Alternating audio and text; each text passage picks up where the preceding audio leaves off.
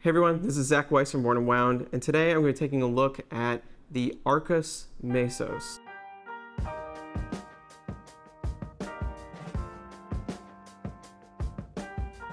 If you find this video helpful, informational, useful, or anything else, please like and subscribe. It helps us out. So the reason why Arcus stands out to me as a brand is because they do something that other micro brands have yet to do, and that is modify movements. So over the course of the last decade or so, I've seen brands go from just taking stock movements, whatever they could get, to modifying the dates, to occasionally removing sub-dials, but rarely does anybody kind of get into the guts of the watch and change a functionality of something. And that's totally understandable. It's expensive, it's complicated, it takes a certain level of engineering and finesse that is just uncommon, especially on a small scale. Arcus happens to be helmed by two engineers who can build their own machines and engineer their own parts.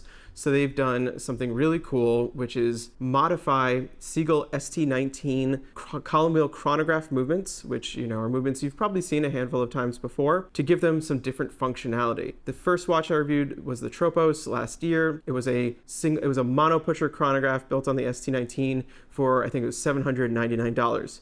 I was completely blown away by that. That's the only mechanical Monopusher chronograph on the market at that price point, let alone really under $2,000. But what they came back with now with the Mesos might be even cooler. So this is a series of 4 watches. It comes in 2 colors. The black that I have here in front of myself, as well as the blue that I have on my wrist, and with 2 variations on the movement. The one I have on my wrist just features a classic ST19. This is what you've seen before, the manual wound, stop, start, and reset via the 2 pushers on the top and bottom like any other chronograph. The one I'm holding, however, is a Monopusher, but it's not like the other Monopusher. This has a unique spin on the Monopusher chronograph, which to my knowledge was last used in the 1960s by Omega on the Chronostop chronographs. So what this does is the pusher, rather than doing stop, start, reset, does stop and then reset. And the way you would use this is if you were, timing, a lap on the track or whatever it is you're doing with your chronograph, you would start it with the push of the button, you finish your lap, you push and hold, and then you would record your time and release, and then it's back to 0. So this might not be the most useful complication in the world or version of a monopusher. Monopushers themselves are frankly a little bit less useful than a 2-pusher chronograph because, with a 2-pusher chronograph you can pause and start again. But, let's be honest here, this is about the novelty, this is about the uniqueness, this is about the fact that they did this with the ST19 using in-house components, which is just amazing to me. And it's about standing out in your collection and kind of offering a different experience, which very few brands do. Let's be honest, we don't use mechanical chronographs on a day-to-day basis for very important things anyway. So in terms of design, you have this very kind of strange looking design. It grew on me over time. You have these blocky numerals on it. Happens to be a nice, very nicely finished dial with vertical brushing on the black and on the blue. It's a little bit intense, a little scientific.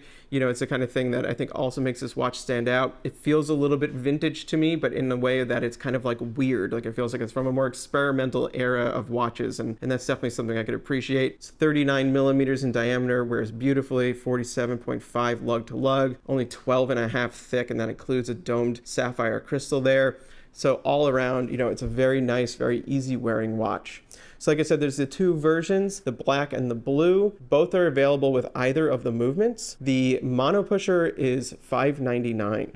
That is crazy. That is, not only is this the only version of this style chronograph in existence currently, perhaps for the last 40 years or something like that, it is only $599. That is just insane to me. And then if you for some reason don't like that really, really cool functionality, whatever, the classic version, which is also just very attractive, is like $475.